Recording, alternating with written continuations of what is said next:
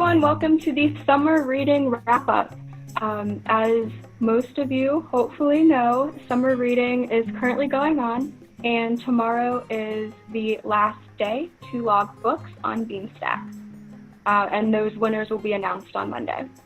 So this is just a fun, short little program where we have a few members of the adult services staff, and we're just going to go around and share what we have read this summer and maybe some other titles that we would recommend or want to read in the future. So I will get started. My first two books are gifts that I have had for an embarrassingly long time. The first one is Lin-Manuel Miranda's Good Morning, Good Night. And this was a Christmas present in December, maybe the December before that. It was on my wish list and a friend got it for me. And it's a really short read. It's only like 200 pages, and it's really encouraging and kind of just what I need right now. I'm sure everyone else can agree that things are really uncertain and everyone's getting used to the new normal. And so we all just need to take a deep breath and relax. And this book is really great for that. So I really like the format because you won't be able to see this, but on one side it says good morning and on the other side it says good night. And they're just words of affirmation and kindness, and just a reminder to live in the moment, enjoy the moment, be kind to yourself.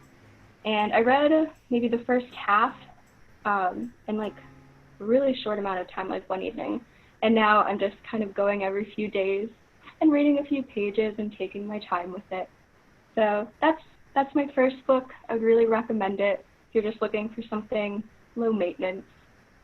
And then my second book is poetry, and I'm the first to admit I'm not a big poetry person, but my friend got it for me for my birthday, I think 2 years ago, and it's been on my shelf since, and I was cleaning my apartment and I decided to read it because it's only 184 pages and it's poems, so they're really short. And I liked it. It is called The Princess Saves Herself in This One by Amanda Lovelace, and it is broken up into 4 parts: the princess, the damsel, the queen, and you. And each part focuses on a different time in life, and there's an intersection of a lot of elements of life, from relationships to grieving to jobs, and I think it's really interesting. I made it through the whole book, so I can say that about it. I can't say that for other poetry I have read. And there were some lines that really struck me, and there's definitely a feminist undertone to it, which I really appreciated. So I finished that, and like I said, it was short, and it was heavy enough to feel like I was investing a little bit into it, but not so heavy that I had to like take a break from it, and I just felt, heavy the rest of the day. So I would recommend that. And I actually have the second book. This is part 1 of 4 poetry books, and I have the second part. I haven't opened that one yet, but maybe next summer we'll get to that. The third book I would like to recommend is Between the World and Me by Ta-Nehisi Coates. I first was exposed to this author last fall. I read The Water Dancer, which was his first book of fiction, and I thought that was wonderful. And so whenever I was preparing for the book discussion we did around The Water Dancer, I read a lot of interviews and I watched a lot of interviews Coates had done, and this is probably his most well-known work. but I did not read it until this summer. I thought it was wonderful. Again, it's really short. Most of my books this summer have been pretty short. It's only about 150 pages, and it is written in the style of Coates writing to his teenage son. And it talks a lot about his life as a Black man in America and all that encompasses. And I think that is really important right now. And reading this book, again, it's only 150 pages, but he packs a punch in, you know, such a short book. And I could definitely see a similarity between his fiction style and his nonfiction style. And like, I just learned a lot, and he cemented himself as an author that I will definitely auto read from now on with this book and The Water Dancer. So that's my third book. And then my last book that I wanted to recommend, I have barely started this, but I've had it checked out for a week or two, and I'm very excited for it. It's been on my watch list for a while. It's called Something to Talk About, and it's a romance. Those are my favorite books, even though it's probably not obvious from my selection here. But this book just came out in May, so it's a new release, and it is about an actress and her assistant, and they are at a red carpet when the actress makes her assistant laugh, and from there, like, the paparazzi just start rumors that they are dating and they're in a relationship, and it's this huge scandal that threatens the actress's career and the assistant's potential promotion. And so everyone thinks they're together, but they're not. They're just friends and coworkers. But of course, because of the rumors, they are brought closer together, and, you know, they start to realize maybe there's something there. Maybe it's not just rumors. What was the name again? So this title is Something to Talk About by Meryl. Oh, like the song. Okay. Yeah. Yeah. Okay. It's a very cute cover, and it's longer than all of my other books I recommended today, but it's one of those, like, light and easy reads, and it's a romance, so always good for summer. Yeah, I'm very excited for that. Like I said, I barely started, but yeah, I'm excited to finish it. So yeah, those are my 4 books that I have read and would recommend from this summer. Yeah, I will turn it over to Donna, and she can tell us what she's read this summer. Okay, I went full out beach read this summer. I usually do nonfiction, true crime, suspense, murder, but I decided not to do any of that, that I was going to just read some fun books. And I know you're probably not supposed to say mindless, but I'm thinking mine were pretty much mindless. They're very different than yours, Brianna. So I read a couple by, my cat is appearing. I read a couple by authors I had read before, Mary Kay Andrews, I don't know if anybody can see it, Sunset Beach. And this was, so I decided when I did the beaches, when I was gonna do beach reads, I decided to go to several different beaches. This one's in Florida, and there really is a Sunset Beach, and there's places, I've been there, so there's places that she named that I was familiar with, so I just thought that was a fun book. And of course, they all have the romance underlying, and this one, though, had a twist to it, so I did not expect it, and it's just, like I said, a fun book. This one, Cottage by the Sea, I went to the West Coast, and this was on the Oregon coast. It's by Debbie MacComber, and I've read her before. And basically there's just 4 main characters, and they, once again, a romance. But I think this one has the most character development, if you do like that. And it takes you through there's a few backstories, but there's just, sorry, my cat's here. There's just 4 main people, and it tells their stories. This one, this author I have never read before, and I just finished this yesterday. It's called All Summer Long by Dorothea Benton Frank, and she just passed away earlier this year, and I had always heard great things about her. This one I think has the craziest cast of characters. They are just all across the board.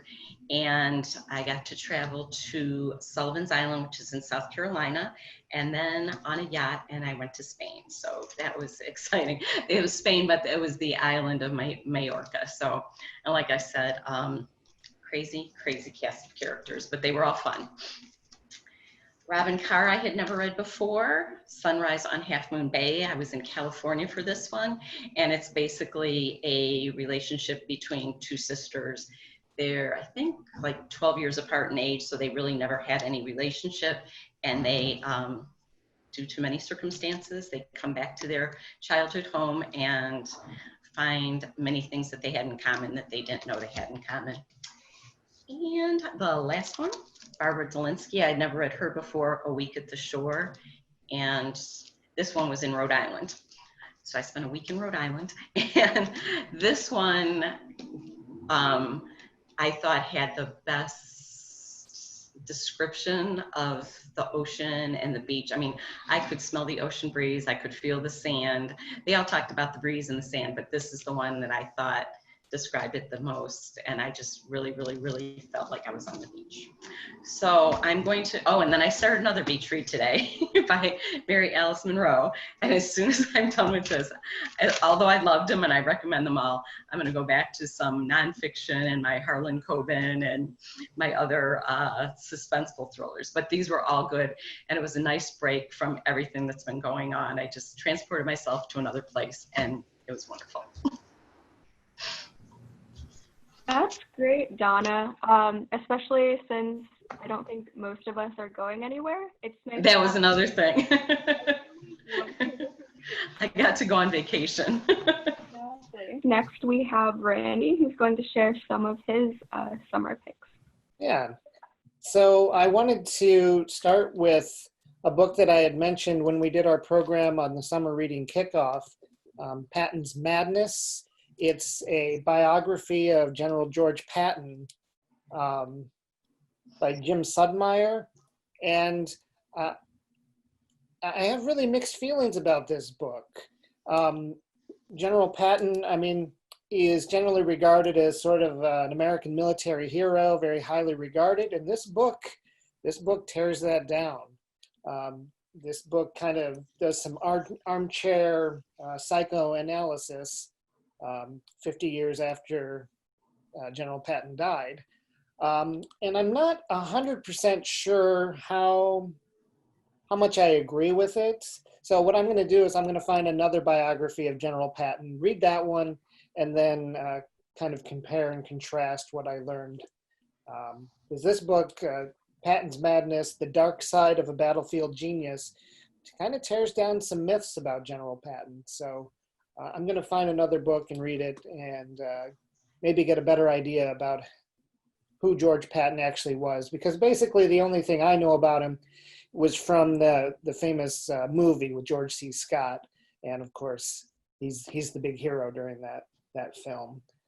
So I want to find another book and get a better, more rounded picture of General Patton. Who's the author of that book? Excuse me, who's the author of that book, Patton? It's by Jim Sudmeyer.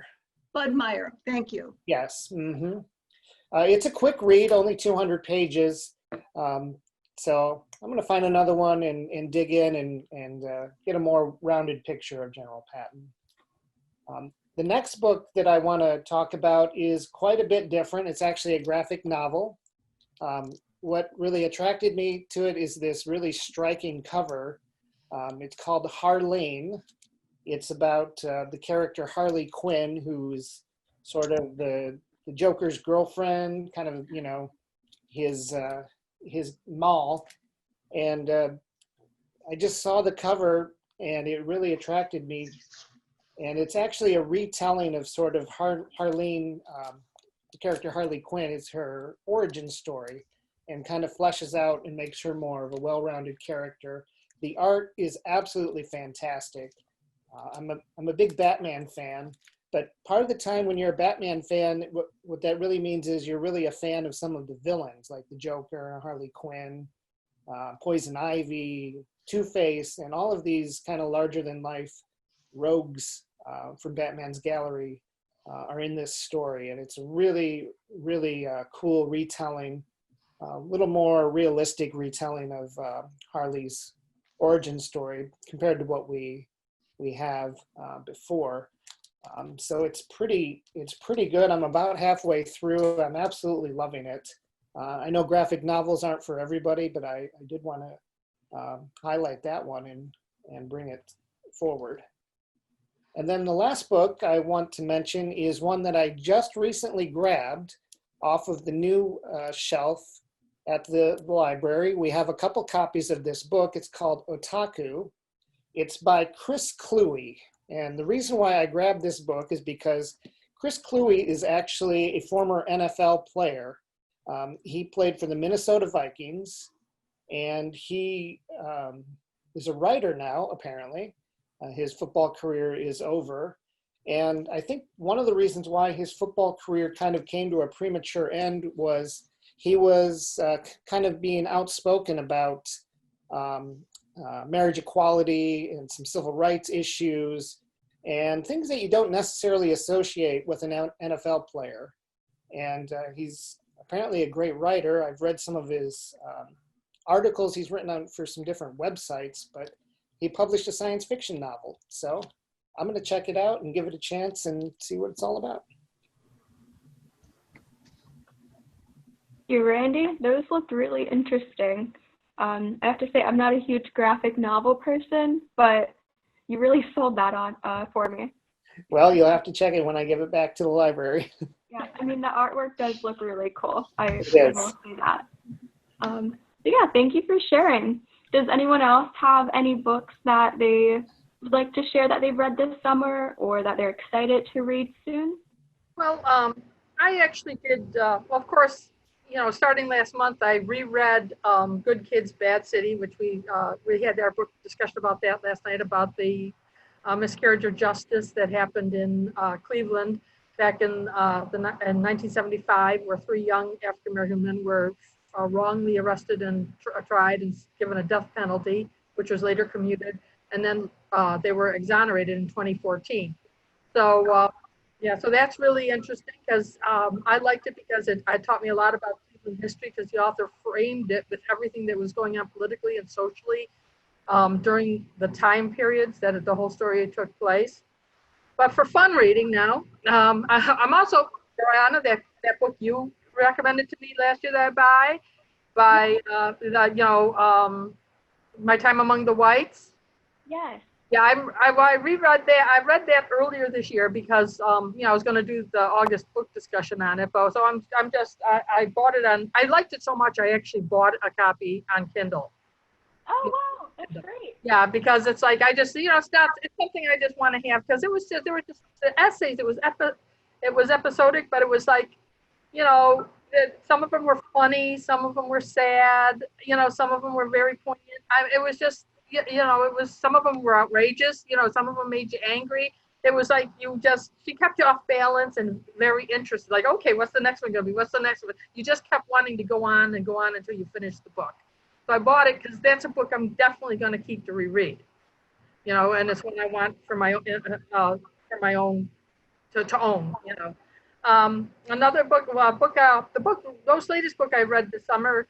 I don't know if you can see this, but it's called Apricot Kisses, and by Claudia Winter. And this takes place in Italy. So I went to Italy. And it's about an Italian man by the name of Fabrizio and a woman who lives in Berlin, Germany. Her name is Hannah. And but Hannah's mother came from the same small town where Fabrizio was born and raised. His whole family lives. And his family owns a restaurant down there. And Hannah is a food critic.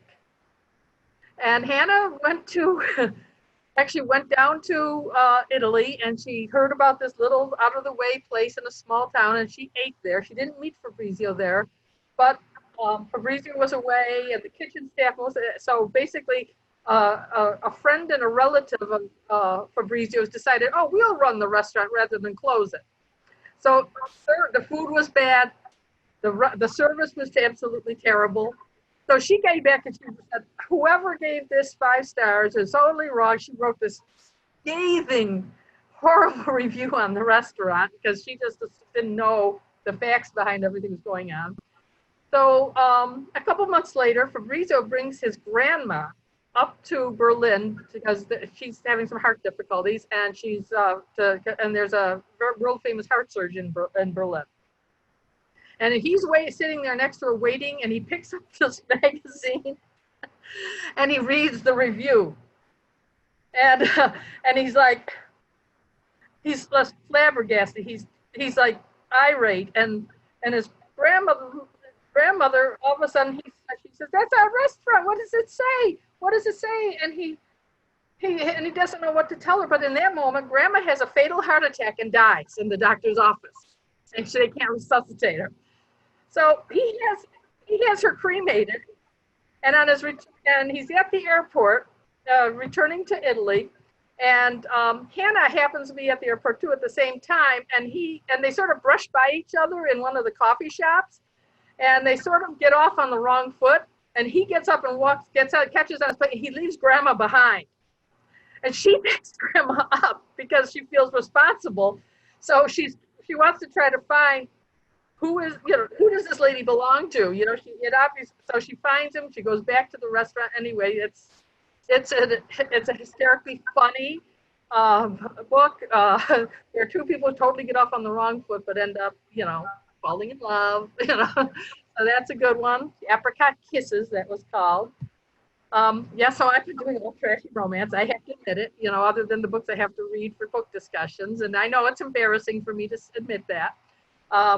I love Julia Quinn. I finished. I got to return this. It is overdue. Sorry. Called First Comes Scandal, and it's the prequel to the Bridgerton. So you and I've talked about you like the Bridgerton novels too. It's a whole series of books where based on this one family in England during the 1800s when there's they had their come out balls and and these grand over-the-top weddings among London's elite aristocrats. And so that's one, a fun book. This is another one in the same vein, Julia London's Royal Kiss and Tell. So that one was very enjoyable too. This is about a girl by the name of Carolyn. And she's the belle of the ball. Every young man in London for this season really is offering for her hand, but except for one. And of course, this is the one that she sets her cap for. And he cannot stand her at first. So, but her best friend is marrying his brother, and they happen to be princes of a different fictional European country. So they're just pure escapism, and they're 2 enjoyable reads. I do love Julia London. I love Julia Quinn. I've also noticed that there was an author, she's still around, her name is Judith McNaught, but over the past 20 years or so, she has written more modern novels, set today, but in the 1980s, she actually wrote Regency romances, and I fell in love with her then. So basically what I actually did is I noticed on Amazon that they just made all of her books available on Kindle. So I went and bought every single one of them, and I'm just sort of going, because there's about 8 of them, and I'm just going through and rereading all of those. My favorite among her books is called Whitney, My Love. If I can find it on my little thing here. That's this book. I don't know if you can see the title on my phone. That's really, really good. It's about a girl who always courts scandal, and she fell madly in love as a young teenager with this older boy in her neighborhood and set her cap for him, and behaved so outrageously her father sent her away to France with her aunt and uncle to get her out of his hair. And of course she matured there, and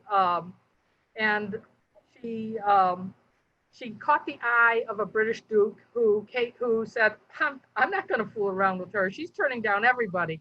I'm just going to go to her father and offer for her hand. He'll accept it. And basically, he spent a lot of money to bail her father out of debt. So her father basically sold her to this guy and not gave her a choice in the matter. And she was furious and doing everything she could when she got back to try to break the engagement until she no longer wanted to break the engagement, and then he did.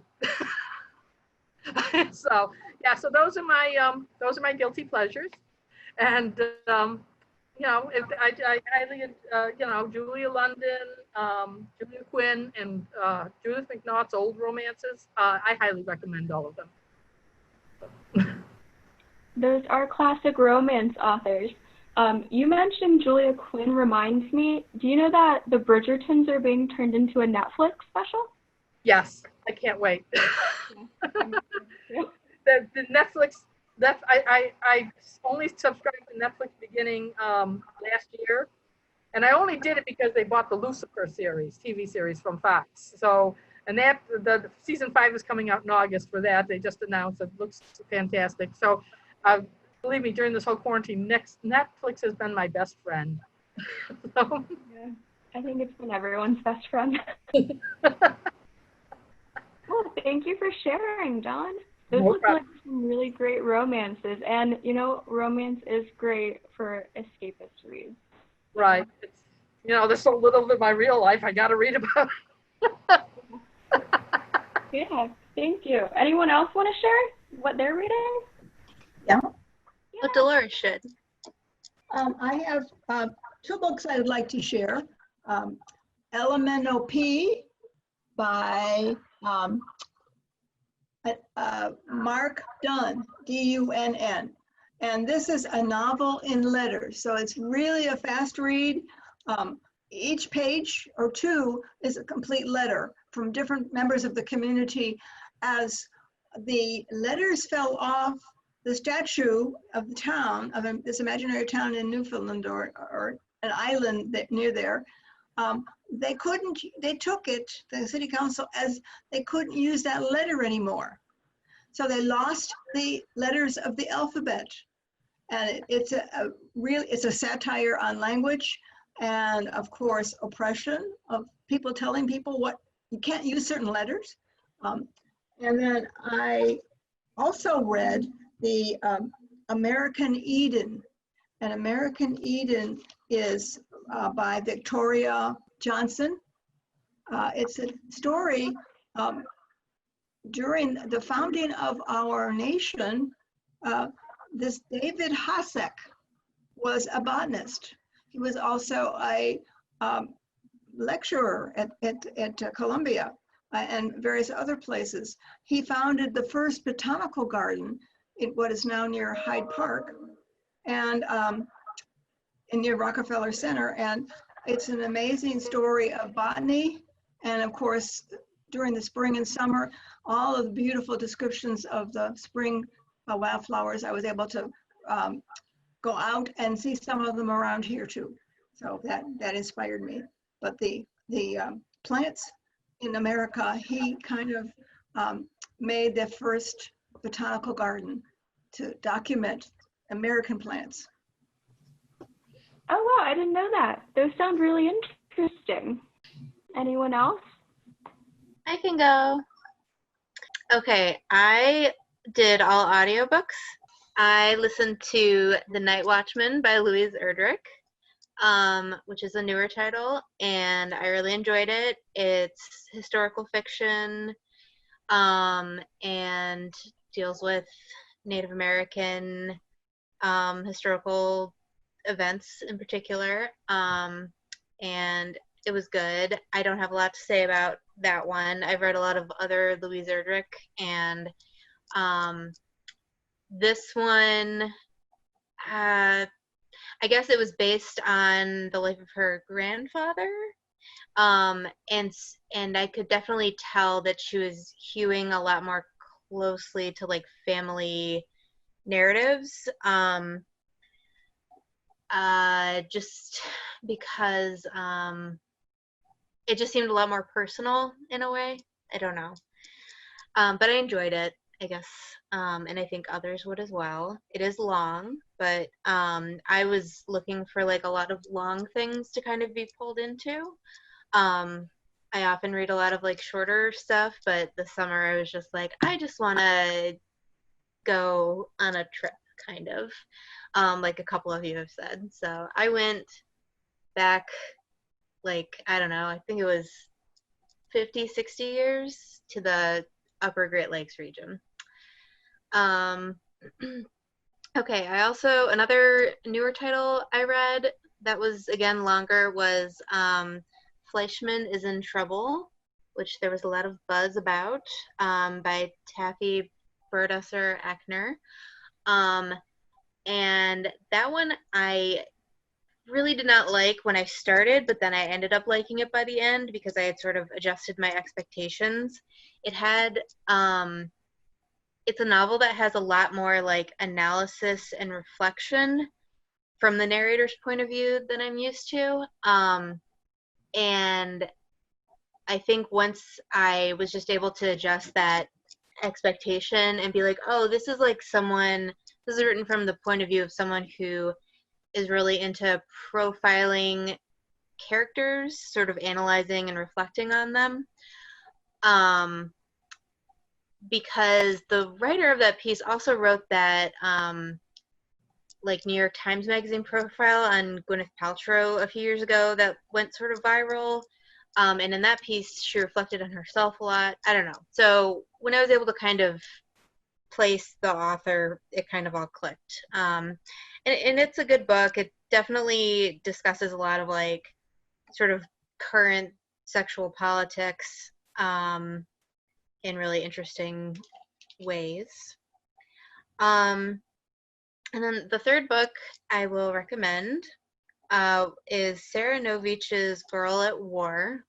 And it's an older book about the war in the Balkans in the 90s, which is like a big like gap in my knowledge, and I wanted to learn more about.